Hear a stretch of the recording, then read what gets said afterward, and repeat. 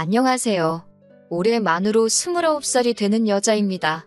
결혼한 지는 이제 2년이 넘어가네요. 결혼 전에는 세상에서 가장 좋은 사람들인 척 행세하더니 결혼하자마자 돌변해서는 진짜 시월드가 뭔지 보여주려고 애를 쓰더라고요. 제가 매번 그냥 참고 넘어가려고 했지만 이게 참는다고 될 일도 아니더군요. 하루를 참으면 그 하루만큼 더 강하게 나오시더라고요. 마치 제가 언제 떨어져 나가는가 테스트라도 해보려는 건가 싶을 정도로 말이에요. 거기에 더불어 남편의 미온적인 태도에도 열이 받아서 얼마 전에 시댁에 가서 한번 시원하게 뒤집어버리고 돌아왔는데 매번 사연 듣기만 하다가 저도 제 이야기를 한번 이렇게 적어봅니다. 결혼하기 전에는 결혼만 해준다면 간이고 쓸개고 다 빼주시겠다는 듯이 말씀을 하셨어요. 저보고 우리 아들 살려줘서 고맙다는 식으로 이야기를 하셨고요. 살려준다니 무슨 말인가 싶어서 그 말을 들은 날 남편한테 당신 부모님이 무슨 말씀을 하시는 거냐 물어봤습니다. 하는 말이 두 분이 어떤 신내림을 받으신 분을 잘 알고 지내신답니다. 저는 사실 그런 걸 잘 안 믿는 부류이기 때문에 그분이 얼마나 용한지는 모르겠지만 그분 말씀을 듣고 따라서 손해를 본 적이 한 번도 없었다고 하더라고요. 그래서 신내림을 받으신 그분을 향한 신뢰가 엄청나시다고요. 그런데 그 당시에 그분이 말씀하시길 지금 연애하고 있는 사람, 그러니까 저를 말하는 거겠죠? 아무튼 저와 그의 안으로 결혼을 하지 않으면 남편 신변에 엄청 안 좋은 일이 생길 거라고 이야기를 했다고 합니다. 평소 같으면 부적 하나 써주고 말 일이겠거니 했는데 부적으로도 소용이 없고 무조건 저랑 결혼을 해야 한다고 우기셨다나 봐요. 당시에 저는 안정적인 직장에 다니고 있고 머리도 좋고 상냥한 남편이 남편감으로 좋은 사람이라는 생각은 가지고 있었지만 결혼까지는 생각해 본 적이 없었거든요. 당시 제 나이가 27으로 어리기도 했었고 남편도 딱히 결혼하고 싶다는 뉘앙스를 풍긴 적이 한 번도 없었거든요. 그런데 신내림을 받으신 그분의 말 한마디 덕분에 시부모님의 주도로 우리의 연애가 언젠가부터 결혼을 전제로 한 연애가 되어버린 거였어요. 시부모님은 그 사실을 끝까지 저에게 직접 말해주지는 않았지만 남편 신변에 문제가 생긴다는 말이 저 역시도 신경 쓰이기 시작했고 남편을 이미 결혼 상대로 봐오면서 연애를 해왔기 때문에 결혼을 결심하게 되는 데까지는 그렇게 오랜 시간이 걸리지 않았습니다. 그리고 그런 제 결정 덕분에 시부모님이 정말 저한테 은혜를 입었다는 듯이 말씀하셨고 결혼 준비하면서도 거의 모든 걸 저한테 다 맞춰주셨거든요. 정말 저 같은 사람이 없다며 저를 치켜 세워주셨고 저는 그런 모습을 보고 시부모님이 마냥 좋으신 분들이라고만 생각을 했어요. 번갯불에 콩 구워 먹듯 올린 결혼식이긴 하지만 그래도 뭐 하나 모자랄 것 없이 성대하게 잘 치렀습니다. 그리고 이제 앞으로 행복할 일만 남았다고 생각을 했어요. 그런데 이게 웬걸 결혼식을 올리자마자 이제 아들 신변에 생긴 문제를 해결했다고 생각하신 건지 시부모님은 같은 사람이 맞나 싶을 정도로 돌변하셨어요. 신혼여행을 다녀오고 나서 처음 맞는 주말이 되어서 신혼집에서 한참 먼 시댁에 먼저 방문하게 되었습니다. 친정이 가까이 있는 편이라 멀리 있는 시댁에 먼저 들리고 돌아오는 길에 친정에 들른 뒤 그리고 집에 돌아오면 딱 되겠다고 생각했거든요. 어머님 드리려고 신혼여행지에 있는 명품 매장에서 사온 백과 아버님께 드리려고 돌아오는 비행기 안에서 구매한 양주를 들고 들어갔어요. 초인종을 누르니 두 분이 버선발로 마중을 나오셔가지고는 남편 손에 들려있던 선물들을 채가고 나서는 저는 왔는지 안 왔는지 본체만치 신경도 쓰지 않으시더라고요. 한참 가방을 구경하시더니 그제서야 저를 쳐다보시고는 남편에게 차키를 내놓으라고 하는 겁니다. 남편이 차키는 왜 필요하시냐 그랬더니 부모가 말하는데 말대꾸를 하냐면서 차키를 휙 채가시더군요. 그러고 나서는 두 분이 차로 향하셔서는 트렁크를 열었어요. 그 안에 있는 친정 부모님께 드릴 선물을 꺼내더니 자기들이 받은 것과 비교를 하기 시작하더라고요. 선물의 가치보다 마음이 중요한 게 아니냐는 생각에 저희가 가격표는 가지고 오기 전에 다 제거를 하고 가져왔는데 시어머니는 친정어머니께 드릴 백과 자기가 받은 백 중에 어떤 게 더 비싼 건지 남편에게 묻기 시작했어요. 남편이 둘 다 비슷한 거라고 대답을 하니 뭔가 마음에 안 드는 눈치시더라고요. 그러더니 친정어머니께 드릴 가방도 본인이 챙기시는 겁니다. 그래서 제가 그거는 저희 어머니 드리려고 가져온 거라고 다시 말씀드렸어요. 시어머니는 그걸 보면 모르겠냐면서 성질을 틱 부리시더니 우리 아들이 힘들게 번 돈으로 산 건데 왜 그 돈으로 친정에 효도를 하려고 하느냐며 그 가방까지 본인이 가져가야겠다고 하시는 겁니다. 솔직히 어이가 없었어요. 저도 회사원이고 돈을 벌고 있는데 그게 왜 남편 혼자서만 번 돈이라고 생각하시는지 이해가 가지를 않았습니다. 그래서 어머님께 저도 돈을 벌고 있는데 왜 그런 말씀을 하시냐고 했더니 결혼할 때 들어간 돈을 가지고 이야기를 하시더라고요. 시부모님과 친정부모님 모두 5천만 원을 준비해 주셨고 남편이 모아놓은 돈이 7천이고 제가 모아놓은 돈이 5천이었어요. 말인즉슨 남편 쪽에서 2천을 더했으니 저는 남편한테 2천만 원의 빚이 있는 거나 마찬가지라고 말하며 아주 말도 안 되는 논리를 펼치고 계시던 거였습니다. 그 부분에 대해서도 할 말이 많아요. 솔직히 남편이 저와 나이 차이가 있는데 모아놓은 돈이 2천밖에 차이가 안 나는 것부터 제가 남편한테 뭐라 더 해야 할 말이 많은 거라고 생각하거든요. 그리고 100번 양보해서 시어머니가 하는 말이 맞다고 쳐도 결혼 날짜는 저희가 잡은 게 아니라 시부모님께서 잡으셨던 거잖아요? 저는 솔직히 30살 정도 돼서 결혼을 할 계획이었고 속단할 수는 없지만 제가 3년을 돈을 더 모았으면 아마 모아놓은 돈도 남편과 저 사이에 차이가 없거나 오히려 제가 훨씬 더 많았을 거예요. 거기에 결혼하면서 제 명의로 가지고 있던 차도 가져왔고 남편은 차가 없었으니 타던 차가 2천만 원 정도는 하지 않겠지만 얼추 비슷하게 반반 결혼한 거나 마찬가지 아닌가 싶었거든요. 그래서 어머님께 그건 아닌 것 같다고 제 생각을 정확히 전달하려고 하는 찰나에 남편이 제 손을 잡아 끌더군요. 그리고는 저한테 부탁하듯이 어머님이 하고 싶어 하는 대로 하자고 하는 겁니다. 우리들이 어른 고집 꺾어봐야 좋을 게 뭐가 있냐고요. 그렇다고 친정어머니 드리려고 골라놓은 선물을 빼앗길 생각은 없다고 말하니 남편이 그거는 자기가 자기 돈으로 더 좋은 걸로 사드릴 테니 계속해서 이번만큼은 넘어가달라고 간곡하게 부탁을 하더라고요. 남편이 더 좋은 걸 사준다는 말에 기분을 푸른 게 아니라 하도 남편이 곤란해하길래 알겠다고 했습니다. 사실 그때는 시어머니가 그런 억지를 쓰는 모습을 처음 보기도 한 거였고 저는 이게 앞으로 펼쳐질 10월드의 전조현상이라고 생각을 전혀 하지 않았거든요. 그런데 말 그대로 이건 정말 시작에 불과했습니다. 그렇게 친정어머니 드리려고 산 가방을 빼앗긴 채로 기분이 안 좋아 시댁에 들어왔어요. 식사 준비를 해주신다기에 도와드린다고 했더니 저한테 고무장갑을 던져주시고는 저보고는 설거지부터 하라고 하시는 겁니다. 먹은 게 없는데 무슨 설거지를 시키시는 건가 했는데 싱크대에 보니 아주 설거지가 싱크대에서 넘칠 정도로 쌓여있더군요. 초파리도 주변에 날아다니는 걸 보니 아무래도 제가 온다고 전날 저녁부터 일부러 설거지를 안 하고 쌓아두신 거라는 확신이 들었습니다. 그러더니 남편한테는 먼 길 운전해서 오느라고 수고했다고 밥 차려줄 테니까 들어가서 자라고 하더군요. 속에서 터져나오는 욕을 참으며 설거지를 끝내고 식사 준비를 도운 뒤에 남편 밥 먹으러 데리고 나오라는 말에 방으로 들어갔습니다. 속에서 열불이 나서 남편을 한 대 걷어차줄 준비를 하고 들어갔는데 남편도 눈치가 있는지 방 안에서 잠도 못 자고 벌을 서고 있더라고요. 제가 고생하는데 자기가 자고 있으면 제가 더 서운하지 않겠냐고 하면서요.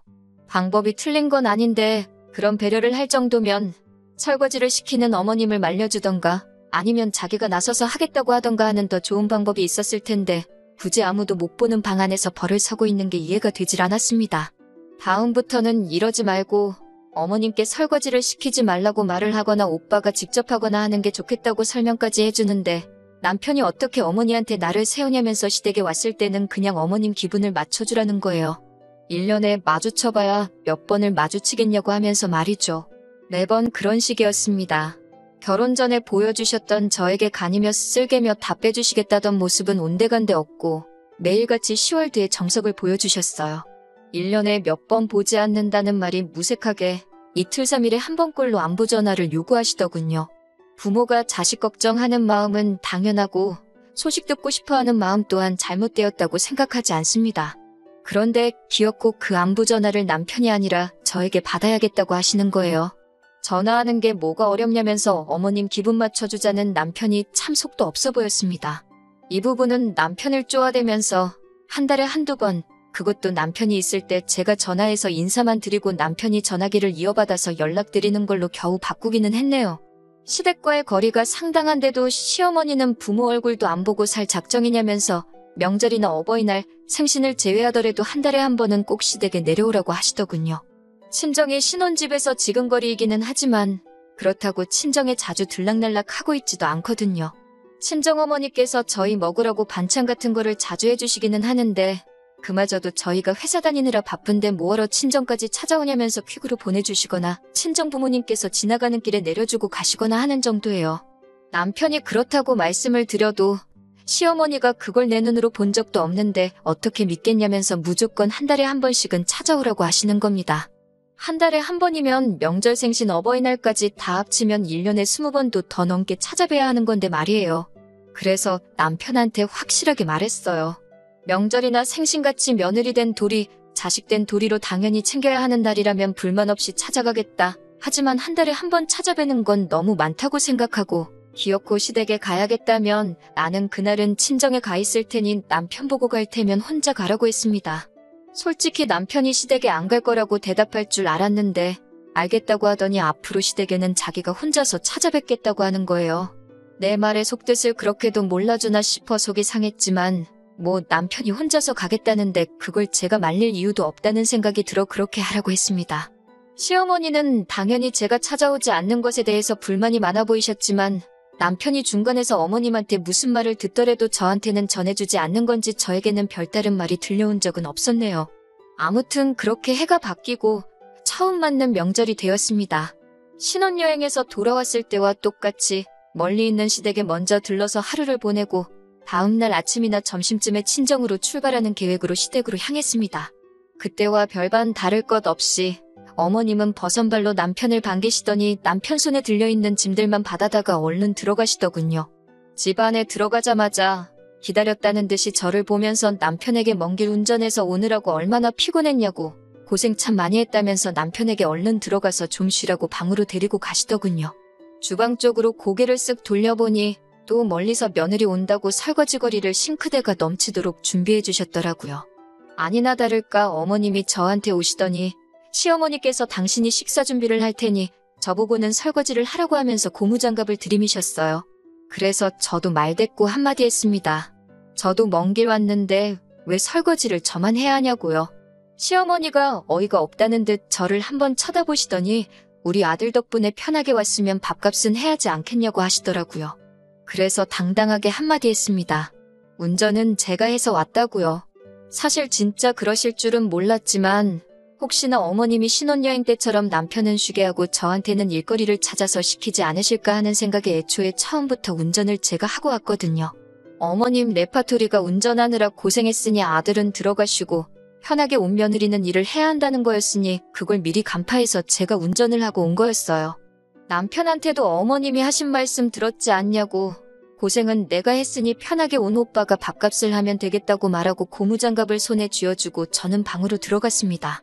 어머님도 본인이 하신 말이 있으니 그 상황에서 설거지를 제가 하라고 하지도 못하고 아들인 남편한테도 하지 말라고 하지도 못하고 계셨어요. 남편은 고무장갑을 제게 받고서는 분말 없이 설거지를 시작했고요.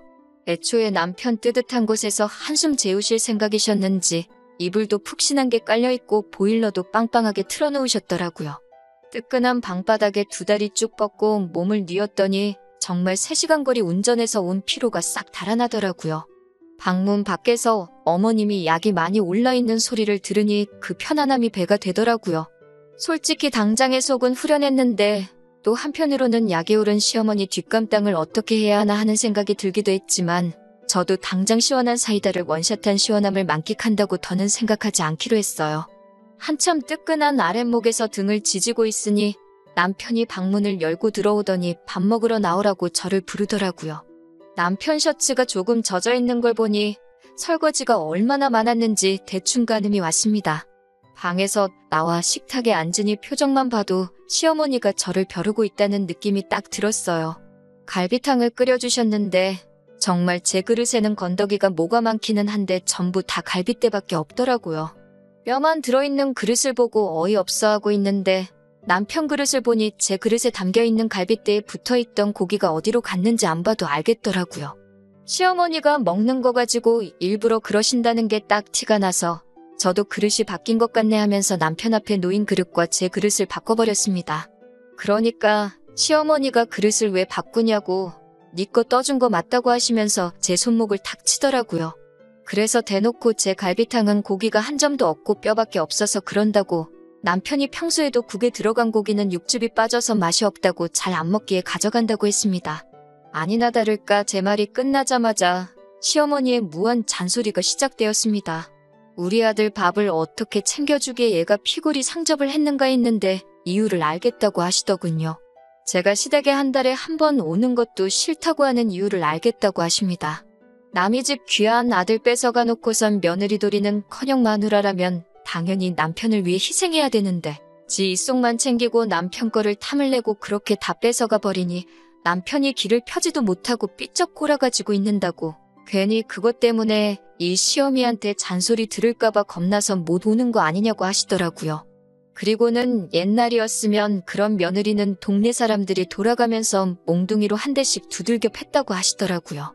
그래서 가만히 듣고 있다가 한마디 해드렸어요.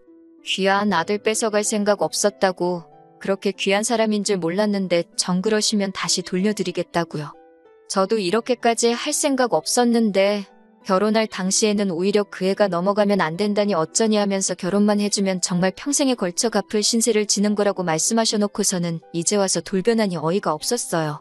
다 잡은 고기한테 먹이를 안 준다는데 저는 아예 다 잡은 고기 취급도 못 받고 있는 거 아닌가 하는 생각이 들었어요. 그래서 저도 이런 식의 관계를 오래 끌고 싶은 생각 없고 제가 참는다고 나아질 것도 아닌 것 같아서 그냥 한번 내질러 봤습니다. 만약에 실제로 돌려달란다고 하시면 돌려드릴 생각이었어요. 저도 더 이상 말도 안 되는 이유로 스트레스를 받고 싶지 않았고 어차피 나아질 관계가 아니면 더 안 좋아지기 전에 끝내버리는 게 저를 위해서, 남편을 위해서, 그리고 시어머니를 위해서도 훨씬 나을 거라고 생각을 했기 때문이에요. 남편은 제가 시어머니에게 이렇게 대놓고 나를 세우고 있는데 어떻게든 중간 역할을 해가며 이 상황을 해결하려 하기는커녕 미온적인 태도로 아무리 그래도 그렇게 말하는 건 안 되는 거라고 하면서 무조건 제가 시어머니께 사과를 해야 한다고 하는 겁니다. 제가 한 말에 잘못이 아예 없다고 할 수는 없지만 애초에 시어머니께서 처음부터 저를 결혼하기 전에 대해주듯 적어도 식모가 아니라 그냥 한 명의 사람 정도로만 대해주셨어도 이렇게 나오지는 않았을 거예요. 그래서 남편한테 내가 잘못한 게 뭔데 무조건 내가 사과를 해야 하는 거냐고 따졌습니다. 시어머니는 그 모습을 보고 설거지할 때부터 참았던 화가 한 번에 터진 건지 노발대발하시기 시작했습니다.